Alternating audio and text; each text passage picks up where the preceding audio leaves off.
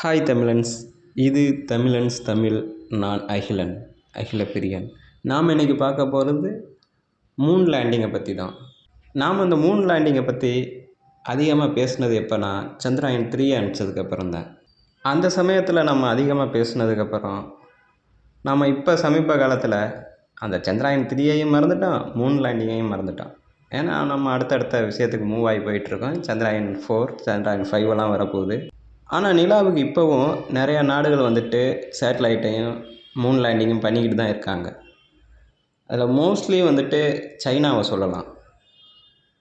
China தென் துருவத்தில் வந்துட்டு land பண்ணுறது இப்போ ஒரு கிங்காகவே மாறிக்கிட்டு வராங்க. ஏன்னா நமக்கு முன்னாடியே மூன் லேண்டிங் பண்ண அனுபவம் அவங்களுக்கு நிறையா இருக்குது, அதனால் இருக்கலாம்.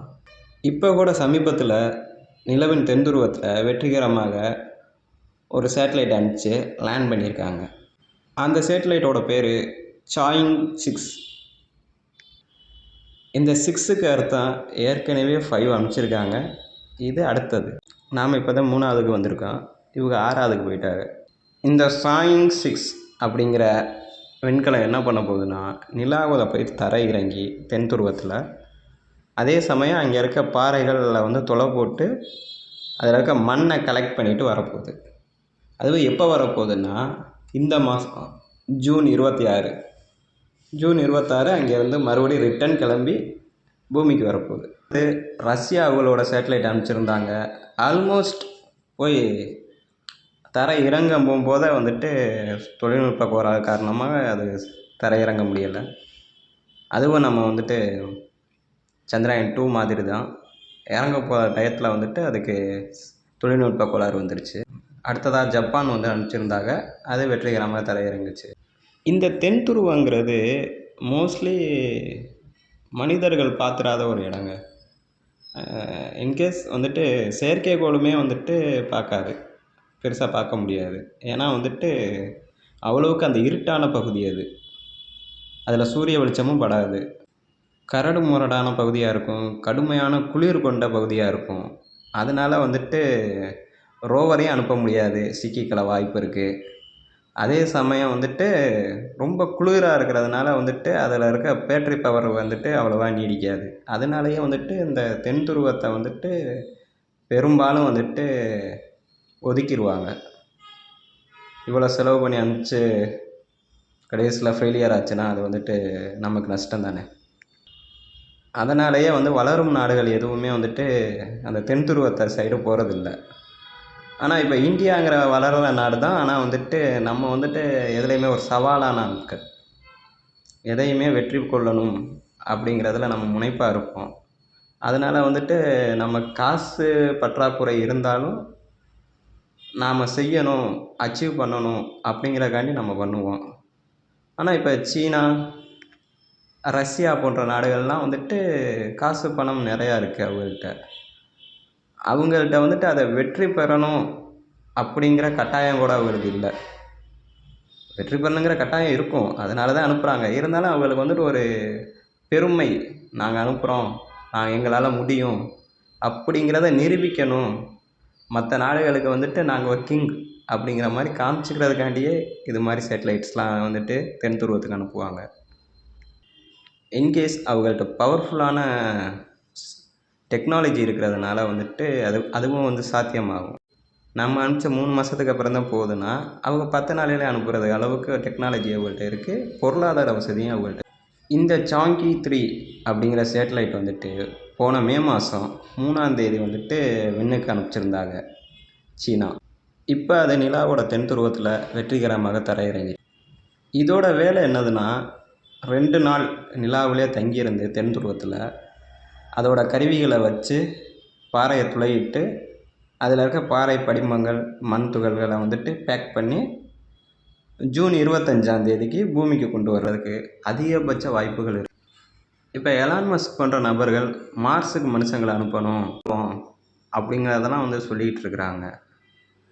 இப்போ வருங்காலத்தில் நிலாங்கிறது நம்ம பக்கத்து வீடு மாதிரி ஆகிடும். இப்போ நிலாங்கிறது நமக்கு பக்கத்து கிரகம், நம்மளோட துணைக்கோள். ஆனால் அந்த துணைக்கோள் வந்துட்டு பக்கத்து வீடாக மாறுறதுக்கு அதிக தூரம் கிடையாது. உயிரினத்திலே மனித இனம் வந்துட்டு அடுத்த ஸ்டெப்புக்கு போகணுங்கிற அந்த ஒரு எண்ணமே மேலோங்கிட்டு இருக்க ஒரு இனம்.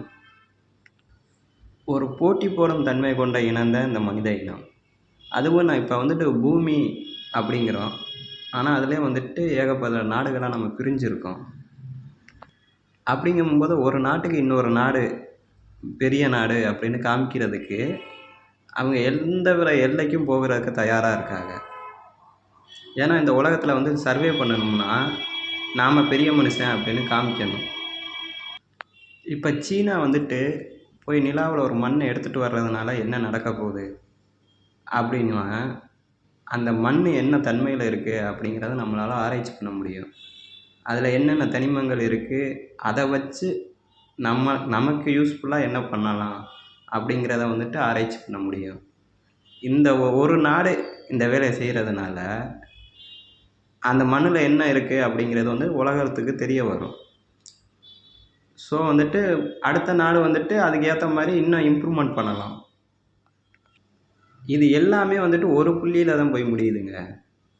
மனித இனத்தை நிலவுக்கு கொண்டு போகணும். அங்கேயும் போய் நம்ம குப்பை போட போகிறோமா அப்படின்னு நினைக்கிறீங்களா? சில பேர் அப்படி தான் நினைப்பீங்க. எங்களால் நிலாவிலையும் போய் குப்பை போட முடியும் அப்படின்னு நிரூபிக்கணுமா இல்லையா? அப்படியெல்லாம் இல்லைங்க. சும்மா ஒரு அச்சீவ்மெண்ட். இதெல்லாம் வந்துட்டு மனித இனம் வந்துட்டு இதெல்லாம் செய்யும், எங்களுக்கு இதெல்லாம் செய்கிறதுக்கு வந்துட்டு பலம் இருக்குது அப்படிங்கிறத வந்துட்டு ஒரு நமக்கு நாமளே காமிச்சிக்கிறது தான் இதெல்லாம். இப்போ 2030 சீனா வந்துட்டு மனிதர்களை வந்துட்டு அனுப்ப போகிறாங்க. அது மாதிரி வந்துட்டு அமெரிக்கா அனுப்புகிறோங்கிறாங்க. இப்போ இந்தியாவுமே அதுக்கேற்ற நடவடிக்கையெல்லாம் எடுத்துக்கிட்டு இருக்காங்க. அது மாதிரி நிலாவில் வந்துட்டு மனிதர்கள் போய் வசிக்கிறதுக்கு இப்போ வந்துட்டு ரொம்ப பக்கத்தில் வந்துட்டோம். இன்னமே வந்துட்டு சுற்றுலா மாதிரி ஏற்பாடு பண்ணி 1 மாதம் போய் நான் நிலாவில் தங்கிட்டு வரலாம். நீங்கள் போய் தங்கிட்டு வரலாம்.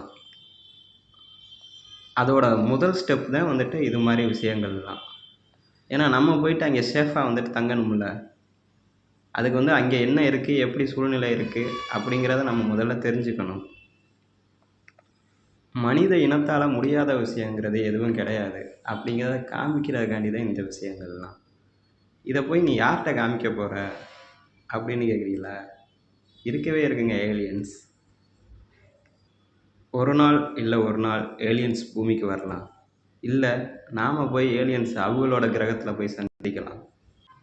ஒரு நாள் ஏலியன்ஸ் வந்து, என்னையா மனித இனம் இப்படி வாழ்ந்துருக்கிய, எங்களை வந்து பாருங்கய்யா அங்கே நாங்கள் எப்படி வாழ்ந்துகிட்டு இருக்கோம் அப்படிங்கன்னு சொல்கிறோம் போத, பரவாயில்ல நீங்களும் நல்லா தான் வாழ்ந்துருக்கீங்க அப்படின்னு அதை சொல்ல வைக்கணும்ல. நீங்களும் சும்மா இல்லாமல் ஏகப்பட்டதை கண்டுபிடிச்சி வச்சுருக்கீங்க அப்படின்னு அவங்க வாயெல்லாம் சொல்ல வைக்கணும்ல. அதுக்கு தான் இது எல்லாமே. இது சும்மா ஒரு ஜோக்குன்னு சொன்னேன். ஓகே ரைட்டுங்க. ஓகே, மனித இனம் வந்துட்டு கூடிய சீக்கிரத்தில் வந்துட்டு நிலாவுக்கு போகிறதுக்கான தொடர்பு தான் இது எல்லாமே. இந்த ஆராய்ச்சிகள் வெற்றியடைய அடைய மனிதர்களால் அங்கே நிறையா நாள் சர்வே பண்ண முடியும். அதனால தான் வந்துட்டு பொருள் செலவை கூட பார்க்காம பல நாடுகள் வந்துட்டு தங்களோட சேட்டலைட்ஸை வந்துட்டு நிலாவுக்கு அனுப்பிச்சிக்கிட்டு இருக்காங்க. ஓகே ஃப்ரெண்ட்ஸ், இந்த வீடியோ உங்களுக்கு பிடிச்சிருந்தா இந்த வீடியோவுக்கு ஒரு லைக் பண்ணுங்கள். இந்த வீடியோவை பற்றி கமெண்ட் பண்ணுங்கள். இந்த வீடியோ ரொம்ப பிடிச்சிருந்துச்சுன்னா ஃப்ரெண்ட்ஸ்க்கு ஷேர் பண்ணுங்கள். இன்னும் நம்ம சேனலை சப்ஸ்கிரைப் செய்யவில்லை என்றால் நம்ம சேனலை உடனே சப்ஸ்கிரைப் பண்ணுங்கள். அப்போ தான் நம்ம போடுற எல்லா டெக்னாலஜி நியூஸுமே உங்களை வந்து சேரும். ஓகே ஃப்ரெண்ட்ஸ், பாய். இது தமிழன்ஸ் தமிழ்.